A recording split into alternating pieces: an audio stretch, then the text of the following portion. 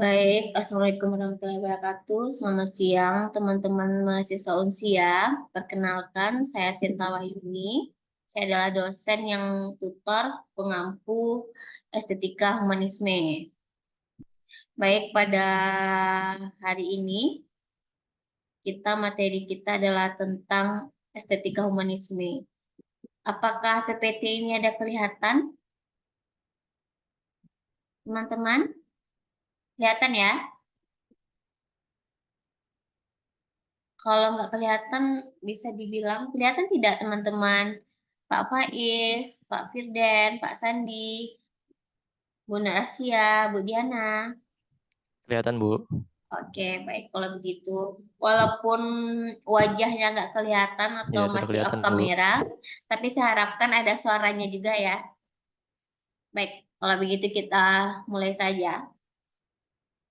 Di dalam pokok pembahasan ini, kita akan membahas mengenai pengertian kecerdasan emosional menurut para ahli, kemudian konsep elemen kecerdasan, kemudian tahapan dalam kecerdasan emosional, teori kecerdasan emosional rendah, tinggi, meningkatkan kecerdasan emosional, dan nanti kita akan berbicara mengenai kasusnya.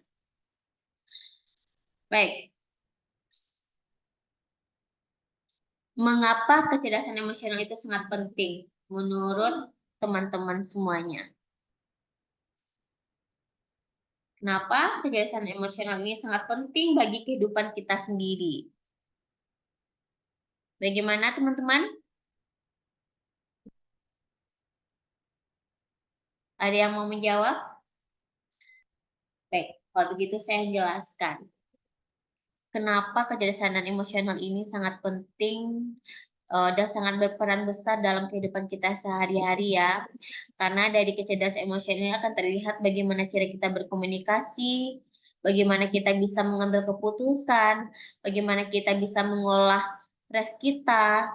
Nah, di dalam kecerdasan emosional ini memang sangat membantu kita untuk menanggapi emosi orang lain dengan lebih efektif, kemudian bisa memungkinkan pembangunan pemeliharaan hubungan interpersonal yang lebih kuat, baik itu di dalam konteks profesional maupun pribadi. Nah, kecerdasan emosional ini juga merupakan kemampuan komunikasi kita yang lebih baik. Bagaimana maksudnya itu bagaimana kecerdasan emosional tinggi ini cenderung lebih baik dalam mengkomunikasikan perasaan dan kebutuhan mereka serta lebih terampil dalam negosiasi dan penyelesaian konflik. Kemudian, di dalam banyak profesi kecerdasan emosional, memang kecerdasan intelektual itu juga memang sangat penting dan juga sangat berperan dalam kinerja, baik itu misalnya dalam kepemimpinan yang lebih efektif, sangat bergantung pada kemampuan untuk mengelola emosi, baik itu diri sendiri maupun orang lain. Nah, kecerdasan emosional ini juga bisa untuk eh, mengelola stres itu agar lebih baik lagi. Nah, di sini maksudnya kita itu bisa mengenali dan mengontrol emosi negatif ini seperti bagaimana kita cemas, kemarahan lebih cepat, serta kita bisa mengontrol emosi kita. Nah, kecerdasan emosional ini juga sangat bagus ya untuk mental kita agar lebih baik lagi, agar kesehatan kita lebih baik lagi, yaitu bagaimana kita itu bisa mengelola emosi kita sendiri dan menanggapi emosi orang lain dengan cara yang sehat dan dapat mengurangi risiko gangguan psikologis seperti depresi atau kecemasan. Jadi memang kecerdasan emosional ini memang membuka banyak pintu, menciptakan peluang untuk kita semua di dalam kehidupan ini, baik itu personal hingga profesional. Oleh karena itu memang banyak di perusahaan, di sekolah atau di kampus itu mereka itu akan melibatkan pelatihan kecerdasan emosional itu sebagai bagian dari program pengembangan mereka. Nah, di sini pengertian emosi ini adalah perasaan yang ada di dalam diri, baik itu berupa perasaan senang atau tidak senang, perasaan baik atau buruk, serta bagaimana perasaan yang kuat, perasaan kecil, takut, marah, cinta, senang, dan kesedihan. Jadi memang kalau emosi ini tidak hanya emosi negatif saja ya, teman-teman, tetapi ada juga emosi ini ada yang negatifnya, ada yang positifnya. Jika yang negatif, maka kita harus mengontrolnya agar tidak merusak hubungan kita dengan sesama. Nah, jadi emosi ini juga merujuk pada perasaan atau pikiran-pikiran, yaitu satu keadaan biologis dan psikologis serta serangkaian kecenderungan untuk bertindak. Nah, di sini ada menurut Harlock, perkembangan emosional ini adalah perasaan batin seseorang, baik itu berupa pengolahan pikiran, nafsu, keadaan mental, dan fisik yang dapat muncul atau termanifestasi ke dalam gejala-gejala seperti rasa takut, rasa cemas, rasa murung, kesal, iri, cemburu, senang, kasih sayang, dan apa yang ingin kita ketahui. Nah, di situ ada perkembangan emosinya. Nah, menurut teman-teman semuanya, bagaimana hal-hal yang membuat kalian emosional itu dari beberapa yang saya jelaskan itu yang mana yang sering terjadi di kehidupan sehari-hari kalian? Bagaimana teman-teman?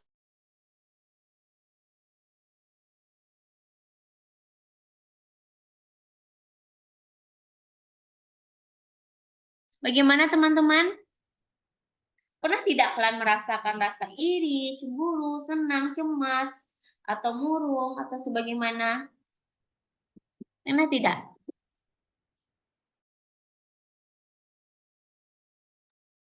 Bagaimana teman-teman?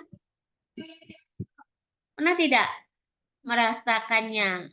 Mungkin kalian cemburu dengan teman yang lebih lebih bagus lagi pekerjaannya, atau pernah ada rasa senang melihat teman senang. Nah, di situ ada perkembangan emosionalnya ada di sana.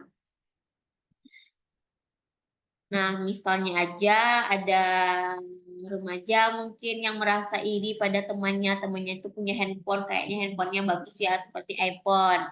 Nah, itu tuh memang sebenarnya memicu pergolakan pikirannya itu adanya ketidakadilan sosial. Jadi mereka tuh mungkin ada rasa mau juga punya handphone seperti itu.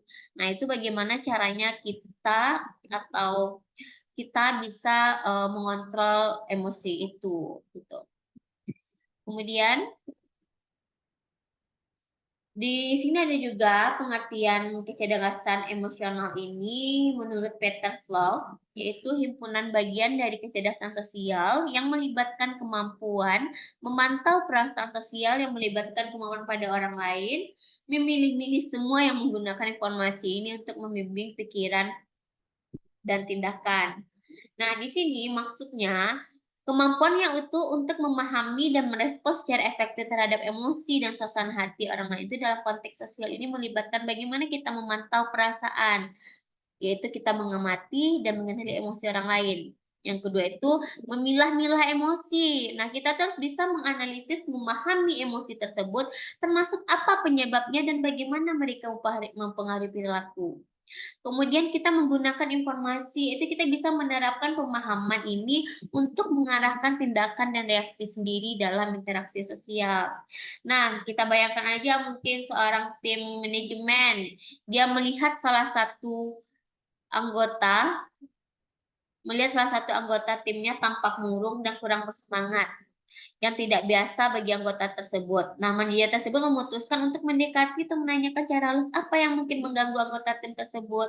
Nah, setelah memahami anggota tim tersebut yang ternyata sedang mengalami masalah pribadi. Nah, manajer ini bisa menggunakan informasi ini untuk memberikan dukungan emosional dan bisa mengatur beban kerja anggota tim agar lebih ringan, sementara mereka itu bisa mengatasi masa sulit tersebut. Terkadang kan kalau kita dalam bekerja itu kan nggak semuanya ya manajer itu paham tentang kondisi kita. Kita mungkin udah kelelahan dengan bekerja, ternyata ditambah lagi beban kerjaan yang lain.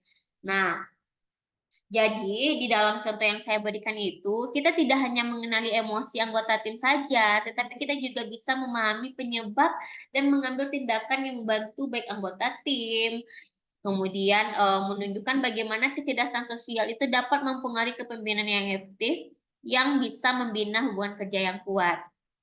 Nah, di sini juga ada menurut Daniel Goleman, yaitu kemampuan seseorang, pengertian kecerdasan emosional itu adalah kemampuan seseorang untuk menjaga keselarasan emosi dan pengungkapannya untuk melalui keterampilan kesadaran diri, pengendalian diri, motivasi diri, empati, dan keterampilan sosial. Nah, di sini maksudnya itu, yang pertama itu bagaimana seseorang itu bisa mengatur kehidupan emosional dengan kecerdasan. Nah, artinya mereka itu bisa menggunakan pemahaman dan analisis yang cerdas itu untuk mengelola reaksi emosional sendiri dan orang lain. Jadi, kecerdasan emosional itu bukan hanya tentang mengendalikan emosi kita saja, tetapi kita harus bisa juga memahami dan merespon dengan cara yang produktif dan sensitif. Kemudian yang kedua itu kita menjaga keselarasan emosi dan pengungkapannya. Nah, di sini maksudnya adalah bagaimana kemampuan kita untuk mempertahankan keseimbangan antara apa yang kita rasakan dan bagaimana kita mengekspresikan perasaan tersebut. Itu seperti mengontrol bagaimana kita bereaksi secara emosional dan bagaimana kita bisa memilih cara yang lebih tepat dan efektif untuk berkomunikasi agar tidak menyinggung seseorang. Nah, disitulah kita akan mempertimbangkan konteks sosial dan dampaknya terhadap orang lain. Nah, kemudian di sini ada elemen kecerdasan emosional.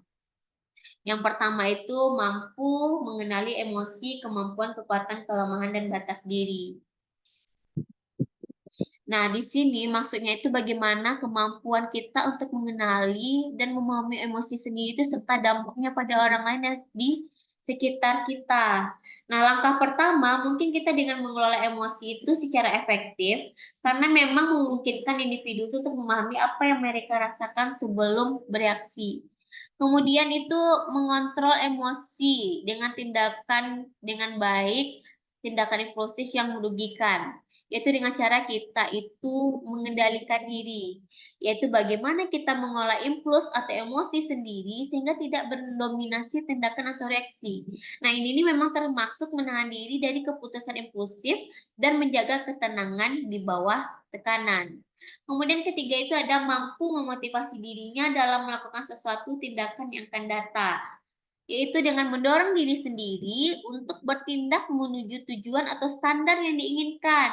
Termasuk kita itu berinisiatif dan berkomitmen untuk memenuhi tanggung jawab, serta optimis bahkan di hadapan kegagalan. Itu kita harus memotivasi diri kita sendiri ya, teman-teman ya.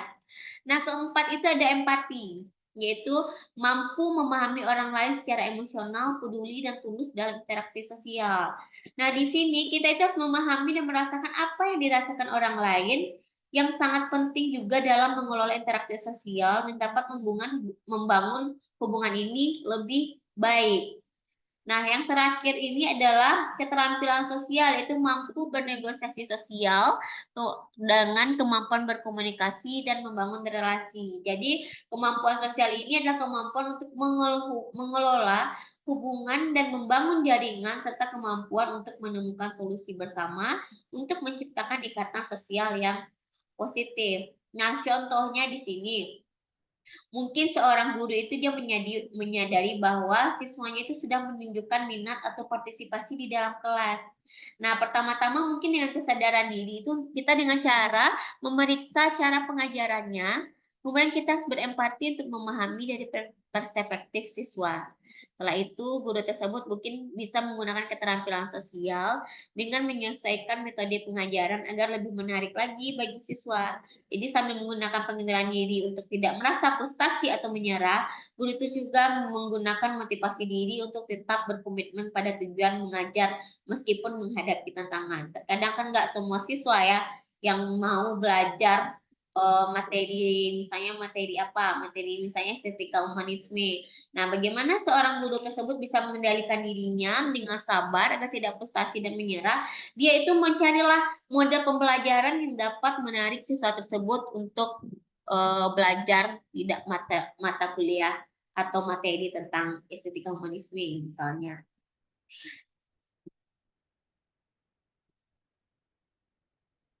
Kemudian ada faktor yang mempengaruhi kecerdasan emosional. yaitu ada namanya faktor internal yang yaitu di dalam diri individu itu dia mempengaruhi kecerdasan emosinya. Nah, seperti apa? Misalnya kalau di dalam diri itu faktor internal itu bagaimana segi jasmani kita atau fisik kita. Nah, apakah kita itu fisik kita itu memang dapat mempengaruhi bagaimana mereka merasakan dan mengelola emosi. Nah, di sini mungkin fisik ini juga mempengaruhi kemampuan seseorang untuk mengelola stres, energi yang mereka miliki untuk berinteraksi dengan orang lain, dan bagaimana mereka menghadapi tekanan atau tantangan emosional. Nah, misalnya saja seseorang misalnya lagi kondisi kesehatannya buruk, dia merasa sakit. Nah, memang kesabaran itu lebih rendah ya, serta mudah lelah. Nah, bagaimana caranya eh, faktor tersebut tidak mempengaruhinya? Kemudian ada segi psikologisnya di dalam faktor internal ini, yaitu seperti bagaimana kepribadian seseorang, pengalamannya sebelumnya, serta bagaimana cara individu itu dapat mempengaruhi, mengenali, memahami, dan mengatur emosi. Nah, termasuk seperti keyakinannya, nilai-nilai sikap, pengetahuan yang lebih mereka kumpulkan sepanjang hidup mereka. Jadi ada faktor internal ya dan dalam diri, ada faktor fisik mungkin, ada di dalam segi psikologis.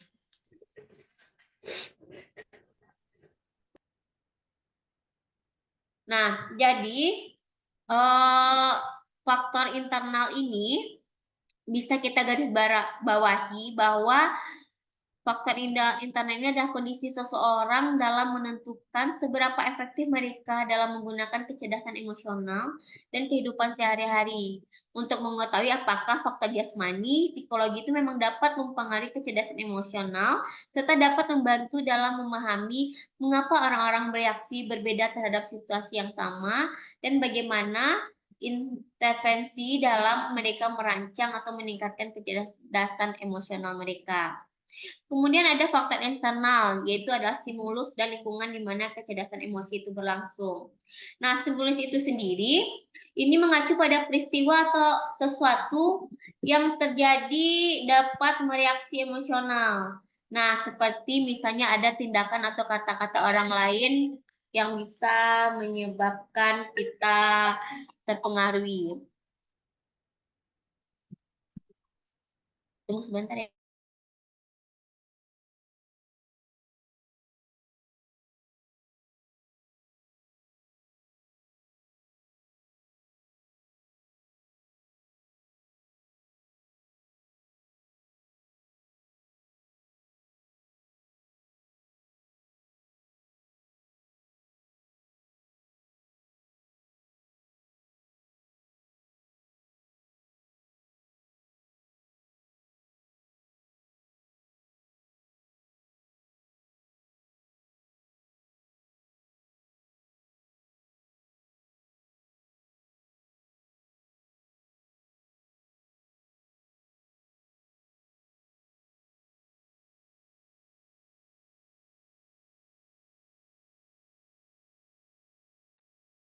Baik, saya lanjutkan lagi. Kemudian faktor eksternal ini juga ada dari lingkungan yang melatar belakanginya itu proses kecerdasan emosional ini, seperti konteks fisik dan sosial di mana interaksi ini berlangsung yang dapat mendukung atau menghambat ekspresi penggunaan emosi yang sehat.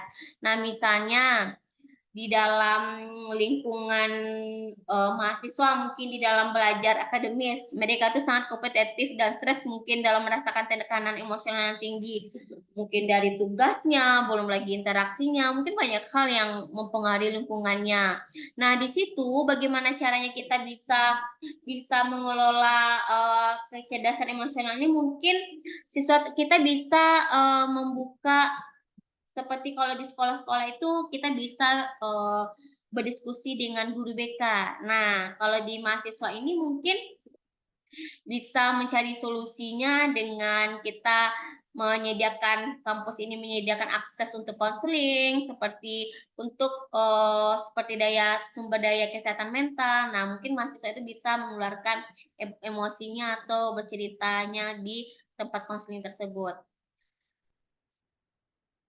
Nah, di sini ada ciri-ciri kecerdasan emosi rendah. Nah, di sini bertindak mengikuti perasaan tanpa memikirkan akibatnya. Mungkin kalau seseorang yang emosi rendah ini dia lebih cenderung pemarah, bertindak agresif, tidak sabar, sehingga mereka itu tidak memiliki tujuan hidup dan cita-cita yang tidak jelas. Mereka itu mudah putus asa, kurang peka terhadap perasaan diri sendiri dan orang lain, dan mereka juga tidak dapat mengendalikan perasaan mood yang negatif, sehingga eh, dengan emosi yang rendah ini mudah terpengaruh oleh perasaan negatif, memiliki konsep diri yang negatif, tidak mampu menjalin persahabatan yang baik dengan orang lain, tidak mampu berkomunikasi dengan baik dan menyelesaikan konflik sosial dengan kerasaan. Itu biasanya orang yang gampang mut-mutan ya, karena emosinya itu sangat kecerdasan emosi itu sangat rendah. Terkadang dia emosi dengan pekerjaan sesuatu, tetapi dia mengeluarkan emosinya itu mungkin dengan wajahnya yang cemberut, mungkin dengan orang lain. Nah, itu tuh memang kecerdasan emosinya itu sangat rendah. Sedangkan pada orang kecerdasan emosi yang sangat tinggi ini, mereka ini mampu mengendalikan perasaan marahnya. Mereka tidak agresif dan memiliki kesabaran. Mereka itu juga berpikir dulu sebelum bertindak. Mereka berusaha untuk mempunyai daya tahan untuk mencapai tujuan hidupnya. Sehingga mereka itu menyadari bahwa perasaan diri sendiri dan orang lain itu memang dengan cara berempati pada orang lain itu memang dapat mengendalikan mood atau perasaan negatif. Nah, memiliki konsep diri yang positif, mudah menjalin persahabatan orang lain, mahir dalam berkomunikasi, dan dapat menyelesaikan konflik sosial dengan cara damai. Jadi memang kalian bisa me, apa, mengukur sendiri ya teman-teman, kan bisa mengukur apakah kalian termasuk kecerdasan emosi tinggi atau kalian itu tipe kecerdasan emosinya yang rendah. Nah, menurut rekan-rekan mahasiswa, kalian kecerdasannya tipe yang mana? Pak Faiz, Pak Firdan, Pak Sandi, Bu Nur, Bu Diana, dan Pak Vero, sepertinya kalian termasuk kategori kecerdasan apa? Emosi tinggi kah? Atau emosi rendah kah? Bagaimana? Emosi sedang, Bu. Emosi sedang ya. Terkadang bisa tinggi, bisa rendah ya. Itu masuk ke bagaimana cara kita mengontrol emosinya. Baik, terima kasih Pak Vero. Baik, untuk kita lanjutkan. Nah, di sini ada cara meningkatkan kecerdasan emosional. Nah, pertama itu kita harus membaca situasinya dulu, yaitu kita itu mempunyai kemampuan bagaimana kita itu bisa memahami konteks sosial dan emosional dalam situasi tertentu. Misalnya di dalam rapat, kita memperhatikan bahasa tubuh atau nada seorang rekan kerja kita itu menentukan apakah mereka ini stres atau mereka tidak nyaman dalam diskusi yang sedang berlangsung, itu kelihatan ya dari intonasinya. Nah, kemudian mendengarkan dan menyimak lawan bicara. Nah, ini nih bisa dikatakan bukan hanya kata-kata saja, tetapi juga emosinya tergantung di dalamnya ya. Kita bisa menyimak lawan bicara kita itu lagi mood atau tidak dengan kita. Bisa kita lihat ya. Misalnya kita mau membicarakan sesuatu yang penting, tetapi lihat intonasi mereka itu ternyata kurang apa ya, kurang bagus. Misalnya mungkin kita boleh menghindari dulu eh, pembicaraan itu. Mungkin kita bisa mengalihkan yang lain dulu. Kemudian yang ketiga itu mereka tuh siap tidak berkomunikasi secara terbuka. Nah, dengan adanya terbuka dalam berkomunikasi, maka secara efektif pada waktu yang tepat itu bisa komunikasi dua arah itu bisa memperlancar komunikasi kita dan saling dapat memahami apa tujuan dari komunikasi tersebut. Kemudian kita itu jangan pernah takut untuk ditolak. Jadi apabila kita itu harus berani menyatakan pendapat atau perasaan tanpa takut ditolak atau dikritik. Misalnya kita mengajukan ide baru kepada atasan, meskipun kemungkinan ide tersebut tidak terima, tapi kita harus menerimanya ya. Dengan kita menerima terlebih dahulu, maka kita itu bisa mengontrol kecerdasan emosi kita. Nah, yang kelima itu kita harus mencoba berempati. Kita tuh memang harus memahami dan kita tuh juga harus merasakan apa yang dirasakan orang lain gitu. Eh, Kemudian pandai memilih prioritas. Nah, di sini maksudnya itu bagaimana cara kita dapat mengidentifikasi apa yang paling penting untuk difokuskan dalam mengelola emosi dan waktu. Kemudian ada siap mental. Nah, di sini kita mempersiapkan diri secara mental untuk menghadapi situasi yang mungkin emosional atau menantang. Jadi, untuk meningkatkan kecerdasan emosional ini kita memang harus ya siapkan mental. Apapun yang terjadi, kita tidak boleh kecerdasan emosionalnya itu rendah. Jadi kemudian ada ungkapan lewat kata-kata. Nah, mungkin untuk mengungkapkan kecerdasannya kita bisa menggunakan paling efektif ya dengan cara mengungkap perasaan atau respon emosional. Mungkin kita bisa bilang ke lawan bicara kita apakah kita kecewa atau apakah kita sibuk atau apa kita sedih atau kita bisa mengungkapkannya melalui kata-kata. Kemudian ada bersikap rasional. Nah, di sini kita itu harus memisahkan antara fakta, emosi untuk membuat keputusan yang lebih objektif lagi. Jangan kita subjektif dalam menentukan sesuatu, apalagi membuat keputusan. Kemudian ada lagi yang terakhir itu adalah fokus. Bagaimana kita itu bisa menjaga perhatian pada tugas atau permasalahan saat ini untuk menghindari distraksi oleh emosi yang tidak terkait. Seperti kita mungkin ada laporan penting ya, mungkin kita ada merasakan rasa cemas bagaimana tentang laporan kita. Nah, dengan mengembangkan dan meningkatkan keterampilan ini, kecerdasan emosional ini tidak hanya memperbaiki interaksi sosial saja ya teman-teman, tetapi juga membantu dalam pengelolaan stres dan pencapaian tujuan pribadi profesional. Nah, di sini ada 3 model kecerdasan emosional, yaitu pertama ada teori kemampuan ability theory. Nah, teori ini kita bisa melihat emosi itu sebagai satu sumber informasi yang berharga, yang membuat seseorang itu bisa memahami lingkungannya, serta mengambil hikmah dari sekitarnya. Nah, teori ini intinya itu memang mengingatkan bahwa emosi itu adalah satu proses yang harus diterima, dipahami, dan diolah.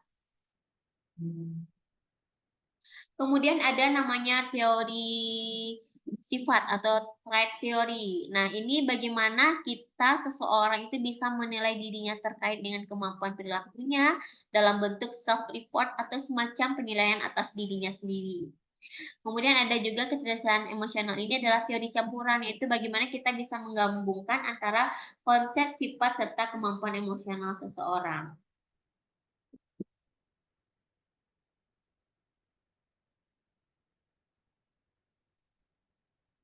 Nah, jadi menurut John Mayer dan Peter Slover ini, orang yang cerdas secara emosional ini terampil dalam 4 bidang, yaitu pertama bisa mengidentifikasikan emosinya, bisa menggunakan emosi, bisa memahami emosi, dan mengatur emosi. Kemudian di sini ada emotional intelligence ruang virtual ya, yaitu di era digital itu pentingnya kecerdasan emosional dalam interaksi di ruang virtual. Nah, di sini maksudnya sebagaimana kita ketahui itu di dalam komunikasi ini tidak hanya komunikasi tatap muka dua arah saja, tetapi ada juga komunikasi melalui media digital seperti email, media sosial, WhatsApp, Instagram, atau platform komunikasi online lainnya. Nah, di dalam interaksi ini kita tidak hanya melibatkan kontak fisik secara langsung saja ya teman-teman, tetapi kita juga harus bisa menafsirkan dan merespon emosi dapat menjadi lebih menantang tetapi tetap sangat krusial. Nah, maksudnya di sini, pertama, dalam komunikasi digital ini kurang isyarat nonverbal ya, seperti ekspresi wajah kurang ada, mungkin kalau melalui WhatsApp, seperti intonasi, kemudian bahasa tubuh. Nah, di sini memang lebih sulit untuk memahami konteks emosionalnya dari pesan yang diterima. Orang dengan kecerdasan emosional tinggi lebih mampu membaca substansi dan nuansa emosi melalui kata-kata yang digunakan atau melalui timing dari komunikasi tersebut. Teman-teman pernah tidak melalui WhatsApp saja itu sudah ada masalah jadinya atau tersinggung oleh WhatsApp seseorang? Pernah tidak? Pernah tidak? Gimana Pak Vero? Pernah tersinggung tidak karena ucapan WhatsApp seseorang? Sering Bu, Seperti kadang-kadang apa case-nya? ya mungkin terkait ke penilaian pribadi atau terhadap kinerja. Oke, baik. Kemudian mungkin kita tersinggung sama seseorang itu, mungkin sebelumnya kita pernah itu ya, pernah tersinggung dengan kepribadiannya kali ya, Pak Vero ya?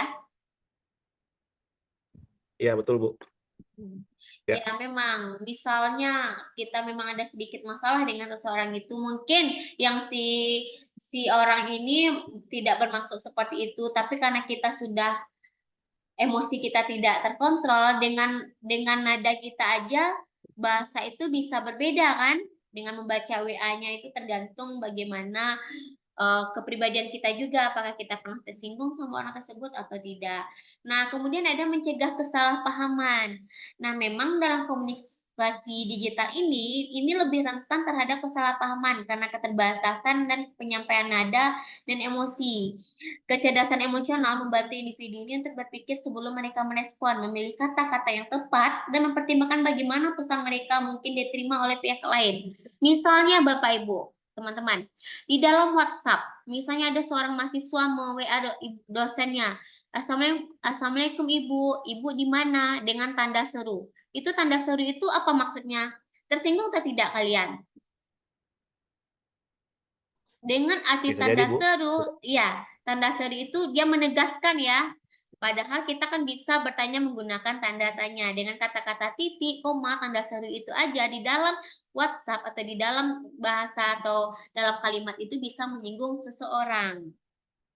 Nah, mungkin jadi kita sebagai mahasiswa atau kita harus berpandai-pandai menggunakan media sosial. Nah, yang ketiga ini di dalam emosional interaksi di ruang virtual ini kita juga harus membangun hubungan.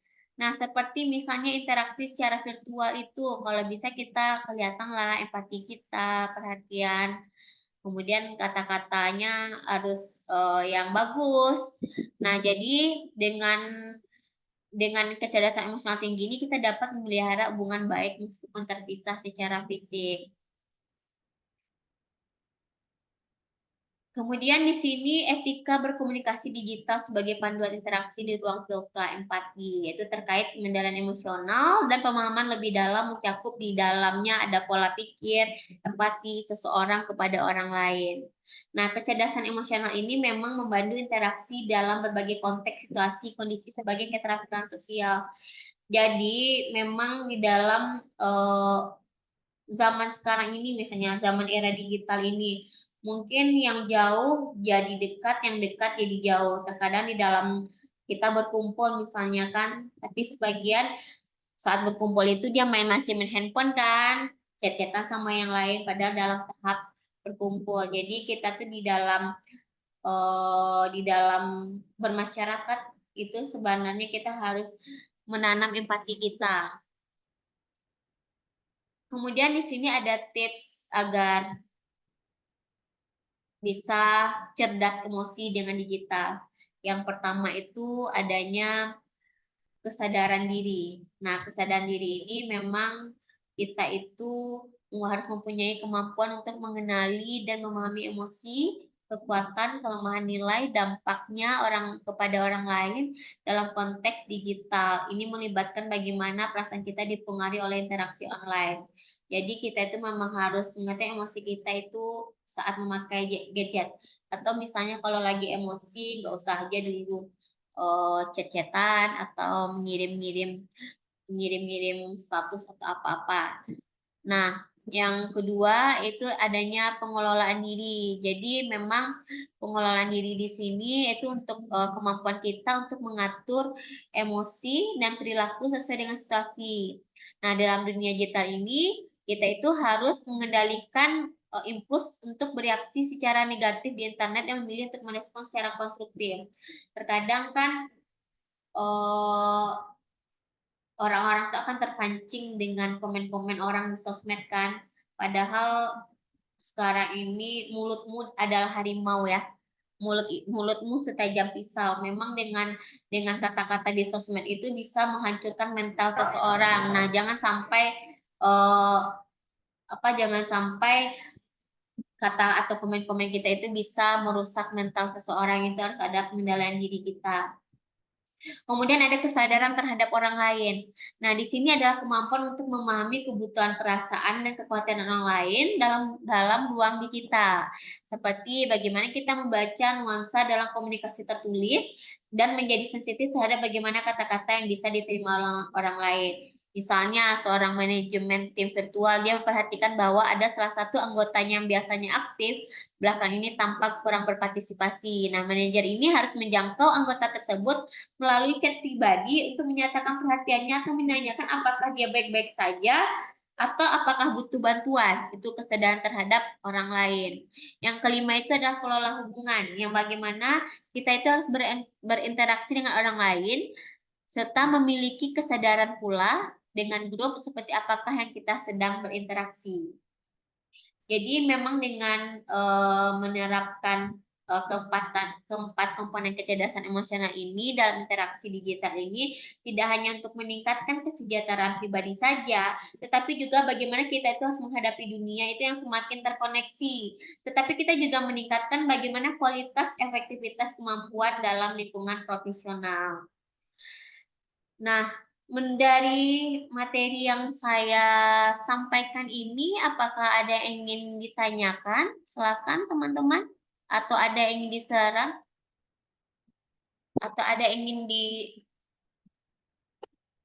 Tadi Pak Sandinya mungkin yang pernah dialami kesal pada seseorang ya Pak Sandia. Baik, ada yang ingin ditanyakan lagi mengenai materi kita atau ada yang teman-teman ada yang ingin sharing mengenai kecerdasan emosionalnya seperti apa dan bagaimana? Atau sudah cukup paham dengan penjelasan saya tadi, teman-teman?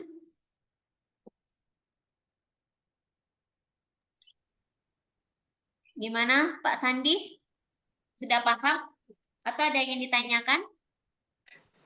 Iya Bu, terima kasih sebelumnya. Pertanyaan, kan Ibu bilang bahwa kita sebaiknya mengontrol atau mengendalikan atau memanage yang disebut dengan emotional intelligence atau kecerdasan emosional. Tapi dalam beberapa jurnal psikologi, baik di beberapa jurnal psikologi dalam dan luar negeri, banyak mereka merekomendasikan selain kita dapat mengontrol dan memanage emosional, tapi juga merekomendasikan emosi itu harus dirilis. Seperti apa rilisnya, Pak Sandi? Misal, ketika marah, ketika kita kesal dengan seseorang atau ada emosional marah terhadap something, kita tidak memendamnya membara. Karena ketika memendam dan membara, ketika meledak, itu dapat ledakannya lebih besar daripada marah yang sebelumnya. Nah, beberapa jurnal justru mengatakan bahwa kita sebaiknya merilis. Marah ya udah marah, tapi setelah itu selesai, ada konflik resolusi, akhirnya hubungan baik lagi. Itu gimana, Bu? Baik. Baik, sebenarnya kalau di pepatah Minang ya, namanya itu biaya karuah siap itu biaya tanang. Nah, maksudnya di sini jika ada permasalahan sebaiknya itu memang dikeluarkan permasalahannya ya, memang disebutkanlah apa misalnya kendala atau permasalahan kita, apa yang membuat kita kesal. Nah, di sanalah akan mencari solusinya. Seperti itu ya Pak Sandia.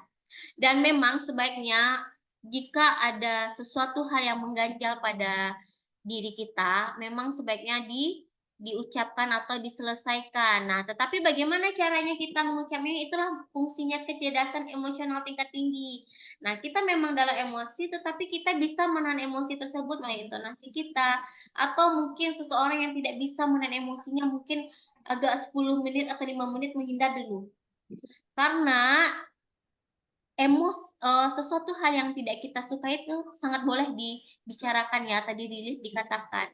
Tapi bagaimana caranya kita bisa menyampaikan pada seseorang itu dengan secara tidak emosional. Seperti itu. Kalau biasanya bapak-bapak kalau di emosional itu udah minta tonjok-tonjokan atau enggak? Bagaimana? Biasanya kalau misalnya dari Pak Sandinya dulu, misalnya ada permasalahannya, biasanya Pak Sandi itu apakah langsung mengungkapkan kekesalannya dulu dengan cara yang emosional tingkat rendah atau emosional tingkat tinggi? Bagaimana Pak Sandi? Izin jawab ya, Bu. Ya. Kayaknya saya salah satu orang yang menganut percaya terhadap suatu pepatah bahwa wisdom come with age, bahwa kebijaksanaan itu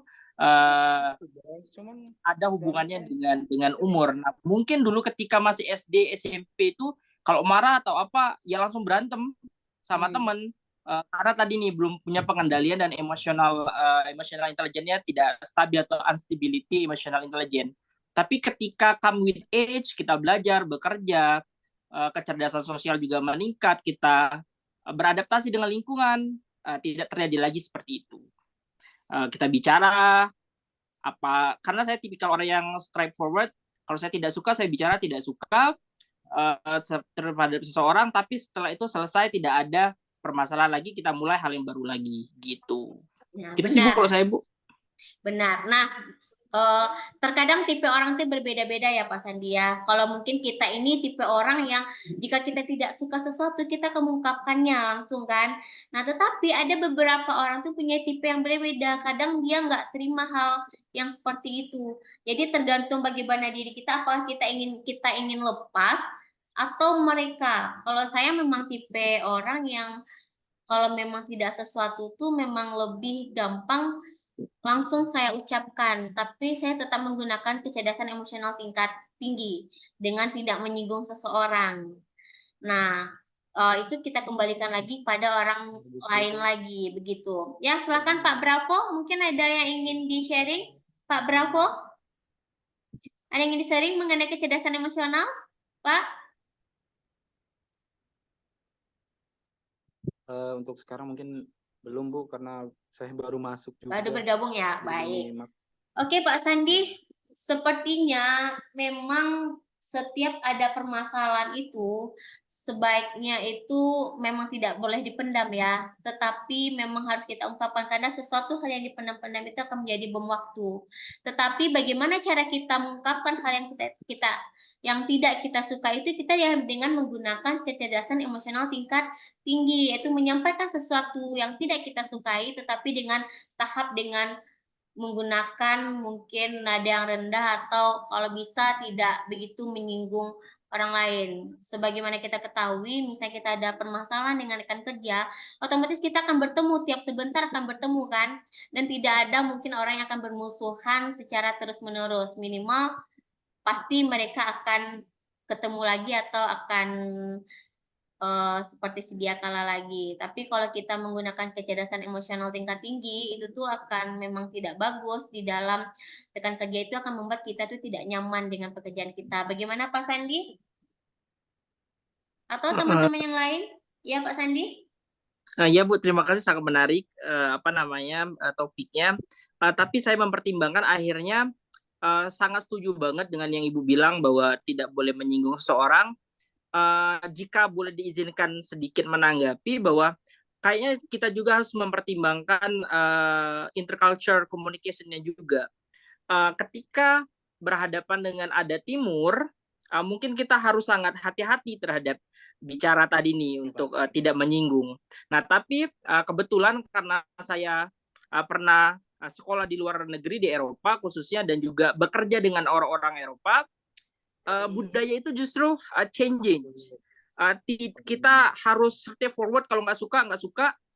Kalau kita nggak setuju, tidak setuju di ruangan ketika bekerja. Tapi setelah itu, ketika di kafe atau setelah makan, ya udah kita temenan lagi gitu loh. Tapi kalau di Indonesia istilahnya kalau mungkin ada baper ya Bu, nggak bisa ya. Benar. Iya, itu tergantung kebudayaan seseorang lagi ya.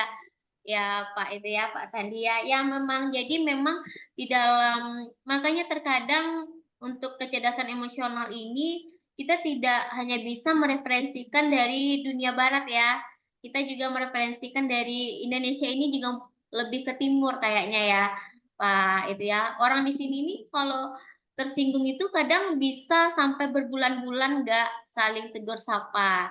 Nah memang kalau misalnya di tempat luar negeri yang seperti Pak Sandi ceritakan itu memang kalau udah selesai disebutkan udah masalah clear ya gitu.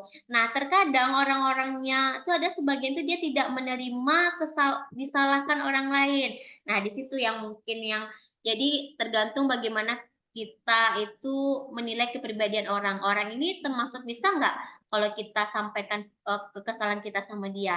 Yang ini bisa terima nggak? Nah, itu kembali lagi ke kita. Jika memang dia tipenya tidak bisa menerima kita, bisa menyampaikan kesalahan kita atau kesalahan dia, mungkin yang diri kita sendiri, kita bisa juga, oh oke, kalau dia nggak terima kata aku sih nggak masalah, yaudah kalau dia nggak mau temenan atau siapa yaudah terserah. Nah, itu kembali ke diri kita sendiri. Nah, mungkin dari sebagian orang kalau udah bermasalah di dalam tempat pekerjaan itu mungkin akan menjadi tidak nyaman, Pak Sandi. Nah, sekarang kita kembalikan lagi ke diri kita masing-masing. Yang penting di diri kita harus mempunyai kecerdasan emosional tingkat tinggi. So, emosi-emosi. Kalau orang pepatah Minang bilang, kok harimau di dalam parit kalau ajo karbiang. Artinya, semarah apapun kita di dalam perut, pengen diapain lah orangnya. Nah, tapi di saat kita menyampaikan kesalahan kita masih berkata masih dengan norma yang bagus lah gitu. Bagaimana Pak Sandi? Masih ada lagi mungkin Bapak-Bapak, sebenarnya emosional tingkat tinggi atau kecerdasan intelijen ini memang sangat bagus ya untuk kita diskusikan gitu. Karena di setiap manusia, di setiap kita sebagai makhluk sosial, kita mempunyai emosi yang berbeda-beda. Nah, emosi ini tidak hanya emosi negatif saja, tetapi emosi positif juga. Baik, masih ada lagi mungkin yang di-sharing mungkin teman-teman semuanya mengenai kecerdasan emosional? Bagaimana Pak Sandi? Apakah sudah itu dengan mengenai pembahasan kita? Atau mungkin Pak Faiz atau Pak Firdan, Pak Vero bisa men-sharing tentang kecerdasan emosionalnya? Atau ada yang ingin ditanyakan mengenai materi kita? Atau mengenai perkuliahan kita?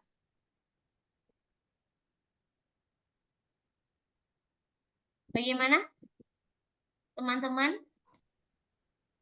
Ibu Oh, tentang perkuliahan boleh bertanya, Bu? iya, silakan Pak Sandi. Iya kebetulan, jadi kasus saya itu saya telat registrasi sehingga masuknya sudah di minggu kedua, Oke. sehingga yang pertama itu absennya jadi tidak hadir gitu sih Bu. Tapi saya sudah melakukan kegiatan asinkron untuk mendownload dan juga melihat videonya gitu sih Bu. Mungkin ada solusi, ada juga edaran kan dari kampus kalau tidak salah. Oke. Terima kasih Bu. Mengenai kehadiran ini minimal jangan sampai 3 kali tidak hadir ya Pak Sandi atau teman-teman semuanya. Kalau sekali mungkin nggak apa-apa, 1, 2, 3 kali tidak apa-apa, mungkin keempat kali mungkin tergantung peraturan dari kampus.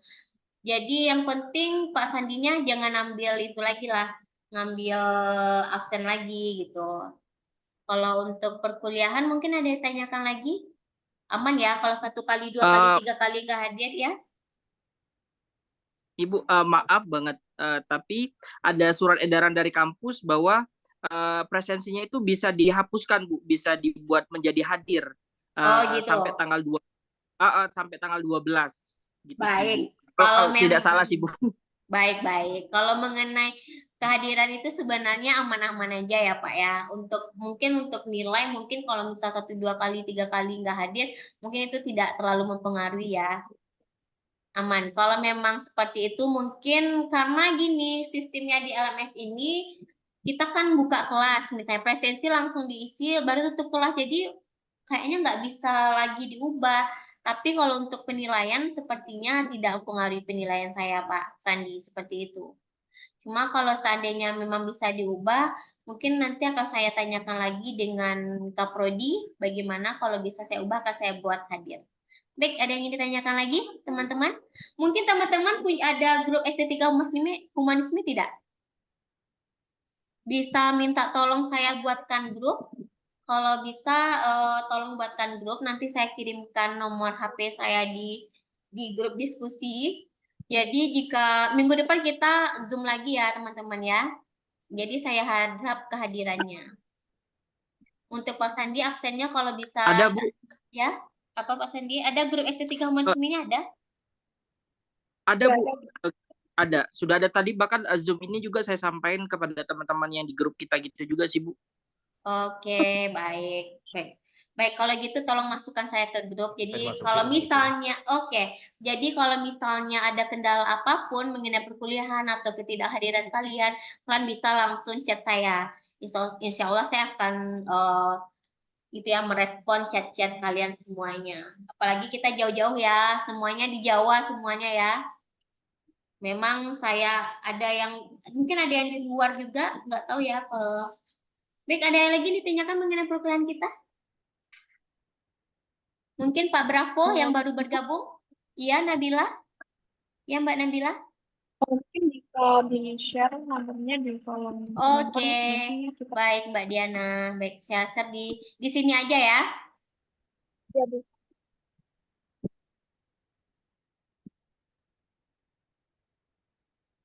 Kayaknya Baik. kucing. Baik, untuk perkuliahan minggu depan kita juga pikon ya, karena memang peraturan usia 2 kali sebelum UTS kita pikon, 2 kali setelah UTS kita pikon. Jadi memang ini pertemuan kelima keenam sebaiknya. Jadi minggu depan saya harap juga teman-teman juga ikut berpartisipasi untuk kuliah di Estetika Humanisme. Baik, ada lagi yang ditanyakan, Mbak Diana, Mbak Nabila, Mbak Nur? Ada? Dari saya belum ada. Oke, untuk materi ini jika ingin ada yang kurang paham juga, kita bisa diskusi di chat juga bisa, atau teman-teman ingin memutar videonya kembali juga bisa, nanti akan saya upload ke materi. Baik, kalau misalnya tidak ada pertanyaan, maka akan kita tutupi perkuliahan hari ini. Apakah Ibu. teman-teman? Iya, silakan Pak Sandi. Ibu, itu ada di chat saya share untuk ada pengumuman dari kampus soal absensi itu Ibu, maaf Bu. Oke, baik. Oke, nanti saya coba buka lagi ya, Mas Andi ya. Baik. Ya Bu, makasih ya Bu. Ya, sama-sama. Jadi jika ada kendala apapun, teman-teman silakan menghubungi saya ya. Karena kita memang berjauhan semuanya ya. Kita kuliahnya online.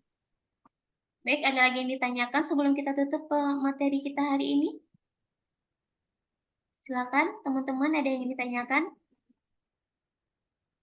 Ada? Gimana Pak Bravo? Ada yang ditanyakan?